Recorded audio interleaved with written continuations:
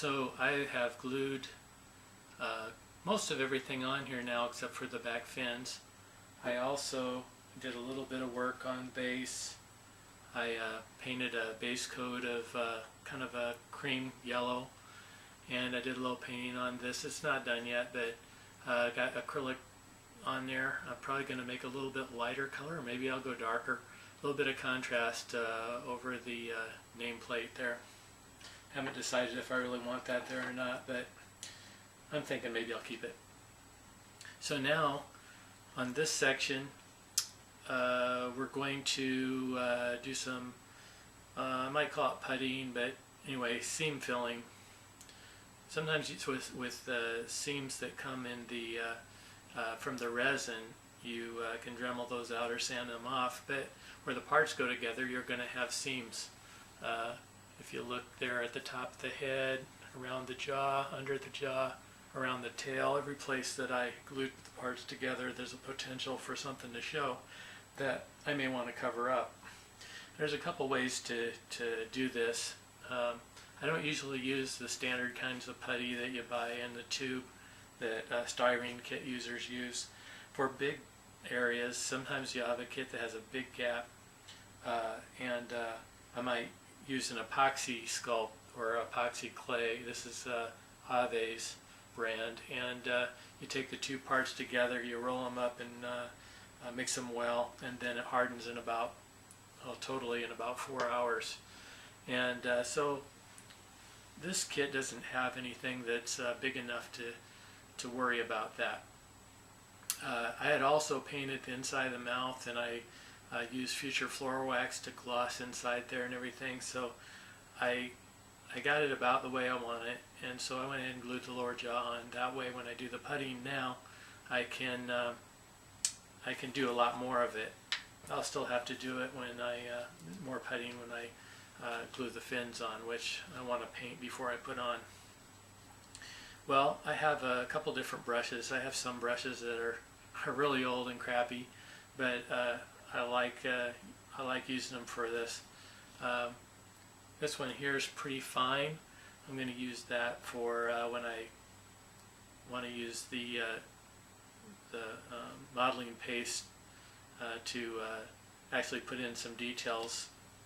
And I have a toothpick here, which I may use also to shape some of the details I put on here. And I have just a tub of water that I've been using for painting and cleaning my brushes, and I can also dip my brushes or my toothpick in there to make sure that the modeling paste will stick better to the model than to the utensil. And what I got here is a Liquitex modeling paste, which is a gel medium, and it's a medium. It's opaque, and it's pretty thick. If you look inside, you're able to get make some shapes with it, I guess you could say, and you can water it down to knock that down a little bit if you want. So anyway, oops, butterfingers. Okay, so I'm gonna just get my brush a little bit wet, and then I'm going to get some modeling paste on there, and I'm going to start with filling in the gap under the chin.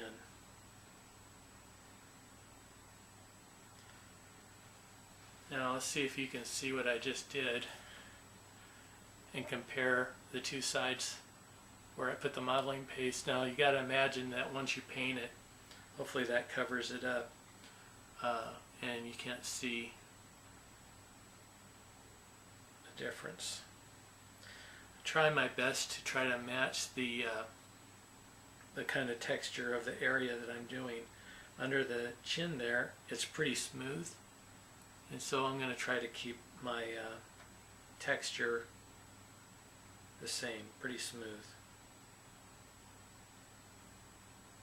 This is also a good opportunity to fix anything that looks a little rough. Sometimes you can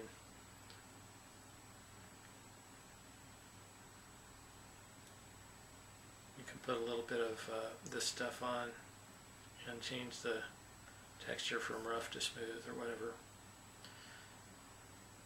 I may take a little bit of water, clean some of the modeling paste off, make sure it's not too wet, and then on the edges feather it a little bit.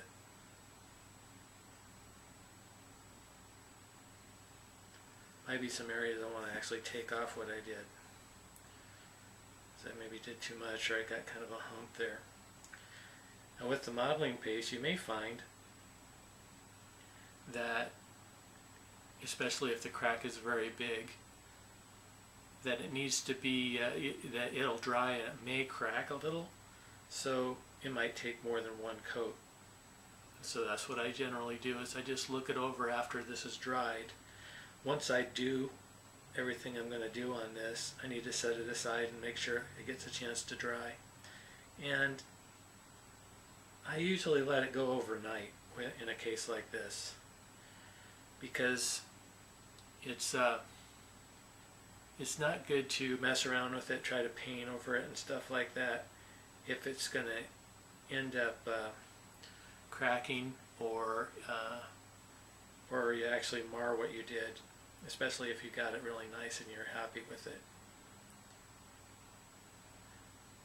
So all this that I'm doing now is going to have to be painted, but I haven't painted the main part of him yet. So underneath the chin there, you can see I've got it pretty close the way I want it. I can let that dry, I can sand it when it's dry, and I could also use my toothpick or another brush to shape it a little bit, but I like that pretty well. Now I'm going to just go around the back of the head some, and I'm going to make it fairly thin because I want to just fill the crack first of all and let it run right in to that crack. And after I've done that, I'll take another brush and let some of the thicker stuff help me make some of the texture that Godzilla is famous for, radiation burns in his skin that make the little bumps and such. But first I want to just fill the crack. Let that modeling paste just seep right in there, and it'll help the bond that the super glue made. Strengthen it with your putty a little bit. And some of the areas here are low and some are high. And as I'm doing this, I might decide, hey, I'm just going to put a glob here because there's a place where it would work really nice to hide the seam by putting one of those textures of his skin right in that spot. And you want to be careful not to put this on in such a way that you're hiding or covering up texture also.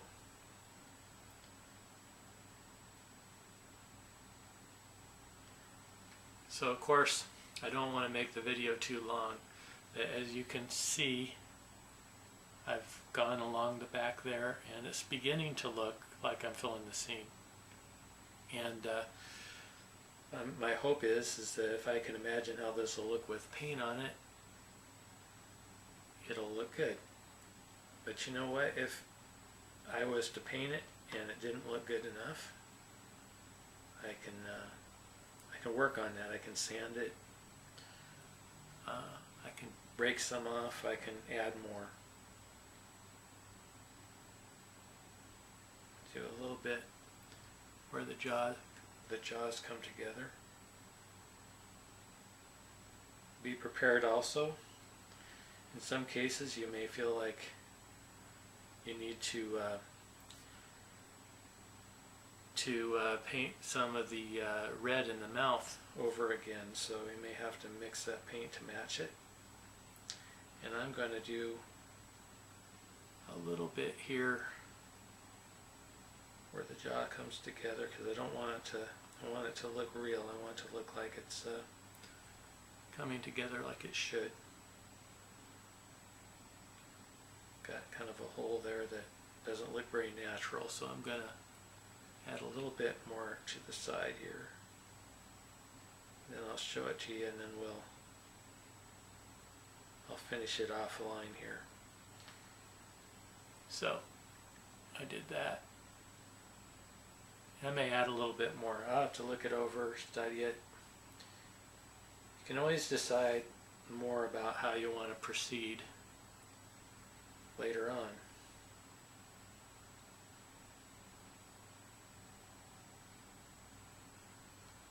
So I've kind of filled all the crack. I'm just going to take a smaller brush so I can get a little bit more of a refined portion of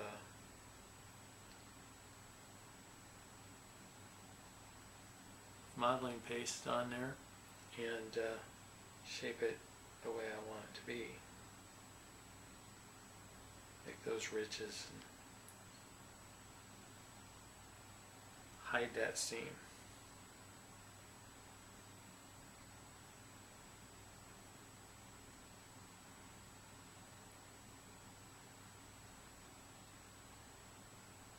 Okay.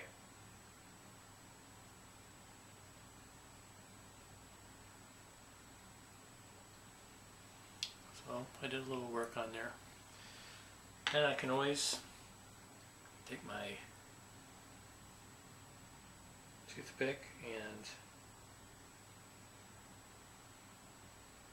shape it a little differently or whatever. Just keep in mind you're trying to hide the seam. Blend it. Maybe fool the eye by putting things in different places up and down. Don't want to have the texture just stop and start right where that seam is. Put some across the seam. Anyway, that's what we're doing now. So the next time you see it, it should look a lot better, and we'll very soon be ready to do some real painting on this, starting with acrylics and then finishing up with oils. Okay, so don't forget, keep this closed when you're not using it, if you're going to walk away for a while, because it will dry. Okay, thanks, talk to you later, bye.